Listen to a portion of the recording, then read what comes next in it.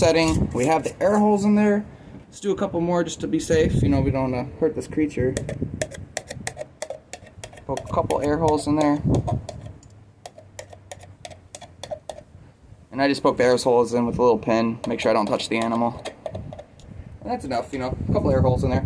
So he's in there now. So now we're going to bring him to the sunlight. So after we put him in the mason jar now, guys, I can confirm that he is a western fence lizard.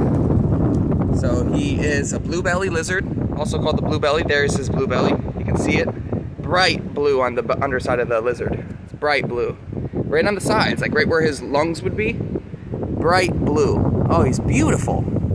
I've never seen one this blue out here. So this is really cool. Biology OD here. So we got video number 1, and this is our 7th biology study. We got video number 1 of our western fence lizard. So as you've seen in our past video of the western fence lizard, we actually just rescued this western fence lizard that was stuck inside of a fence, which is very ironic. So he was actually stuck in a fence kind of like this. It had square holes, and they were about, you know, ½ inch. They're probably a little bit over ½ inch, 3/4 of an inch by 3/4 of an inch. So his head got through, but the first couple times he couldn't even get his head through. I was watching him for about 5 to 10 minutes, and he kept trying to get through. I was watering the garden, so he ran away and got to the fence inside the garden and was trying to slip through the fence. His head, he couldn't get through at first. But then I looked over, I seen his head was through, and he couldn't get his ribs through. So he backed out. I seen him back out, and he went to a different hole. He kept trying to go through these holes, but they're all the same size. So I guess he found one, and he slipped through, but then his back of his hips were stuck, and his 2 legs back here were too wide for him to get through. I seen his legs looking like little frog legs stuck in the fence. So, you know, I was like, this little guy needs some help, you know, because I was watching for a few minutes, and he wasn't getting any help. He couldn't do it himself.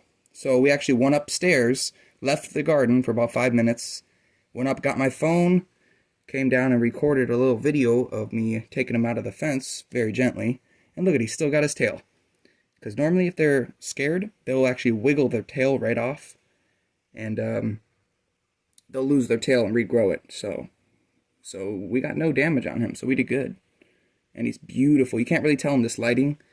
I'll bring him out in the sunshine in a little bit. But he is green speckled, and he has a blue belly.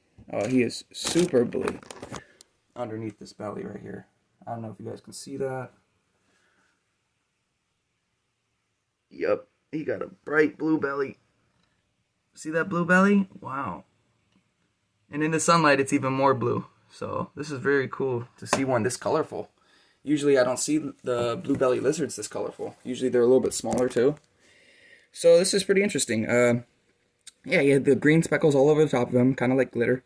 He has the bright blue belly on his, like where his lungs would be, on the bottom of his belly. They're bright blue. He does have the ear holes, so he is a lizard. And we knew right away what he was, you know.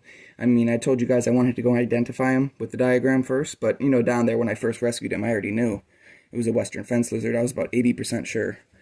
But we wanted to make sure just in case. So we found him at 1:55 p.m. We put him in the mason jar by about 2 p.m. No, I guess that was about 2 p.m. Yeah. So we got him in the mason jar just to do a little bit more observations on him. Yeah, so guys, like I said, we're going to be getting a lot different creatures in here. We're doing a lot more research. This is all the animals right here in my local environment. So this is really cool here in California to be able to study these animals that are right here in my backyard. So guys, yeah, tune in next time and overdose on biology with Biology OD. Observations and data. Later.